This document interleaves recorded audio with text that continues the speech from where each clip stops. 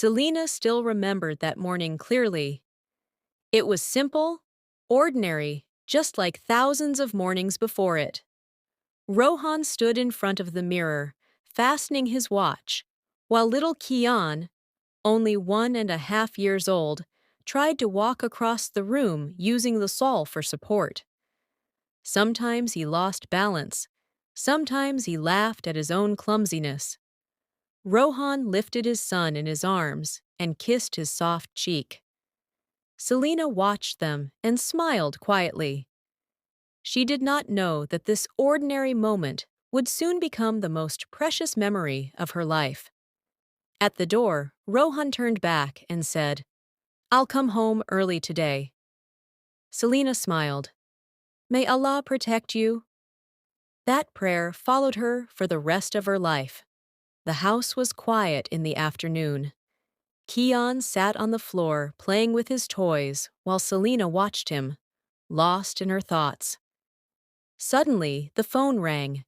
An unfamiliar number, an unfamiliar voice. "Are you Rohan's wife?"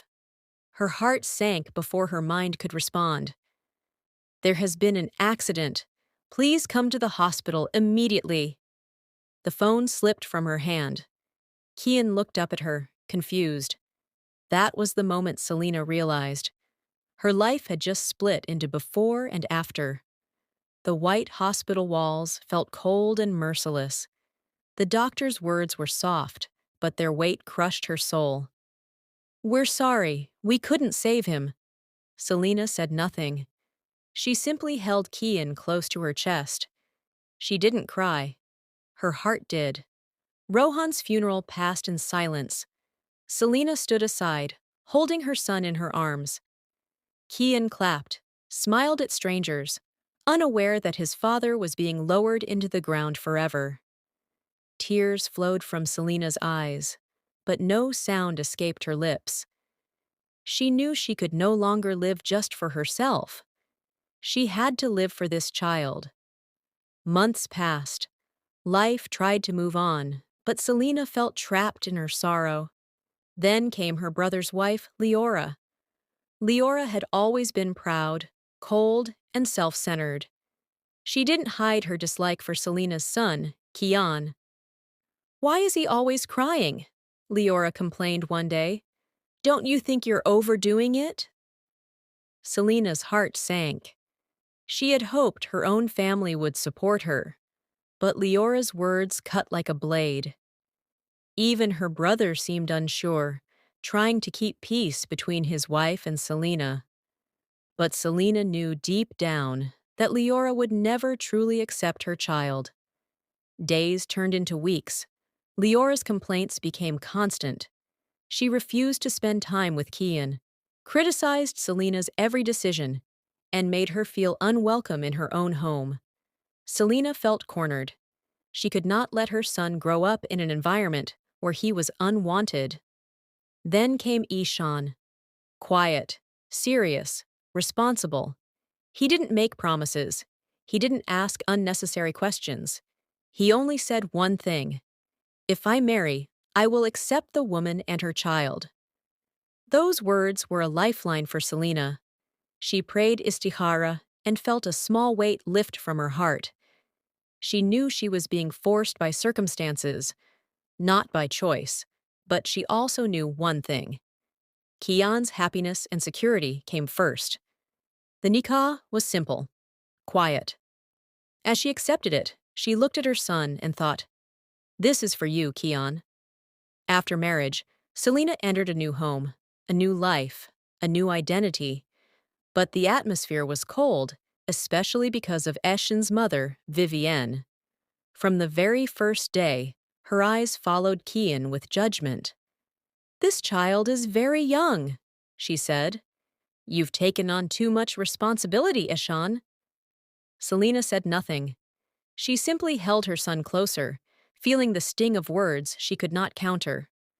Days passed, and the taunts grew sharper. A widow and her child both came together. "He's not our blood."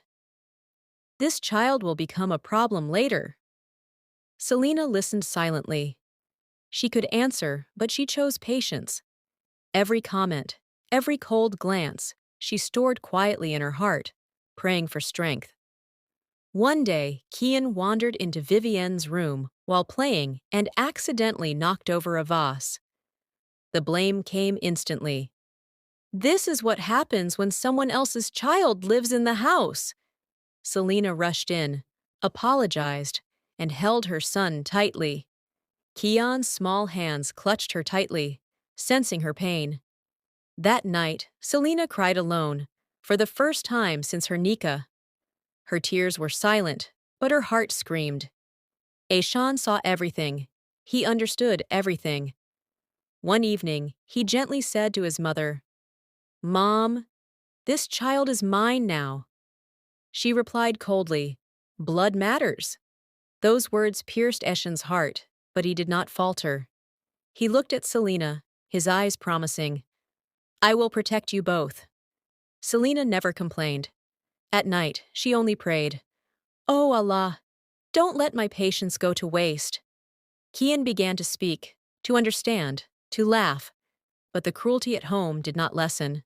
Sometimes he was scolded, sometimes pushed aside.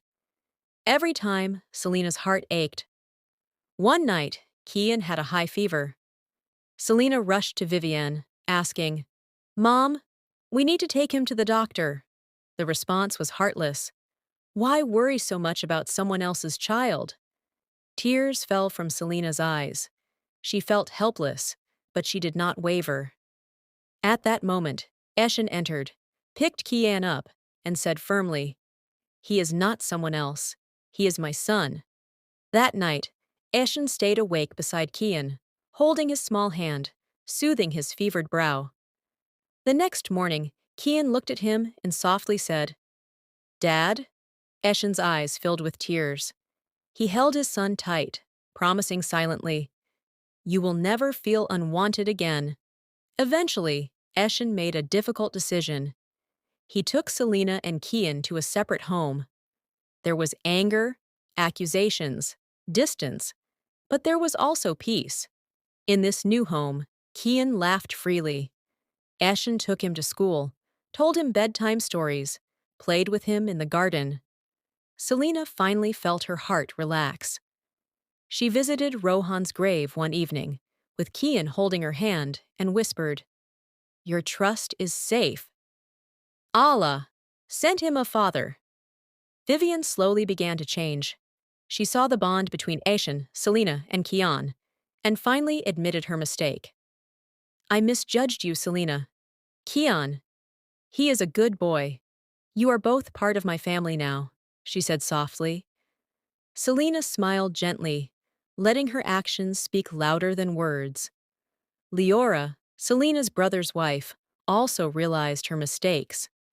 She reached out, offering a quiet apology, which Selina accepted. Understanding forgiveness was part of healing. Days turned into months. Kian thrived in love and care.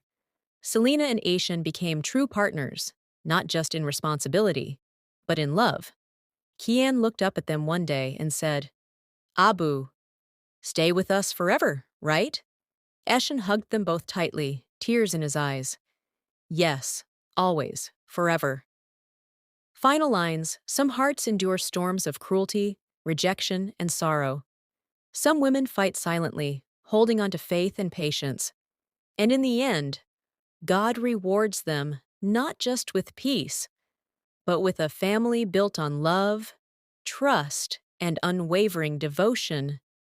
Selina, Kian, and Ishan found their happiness, and this time it was theirs to keep.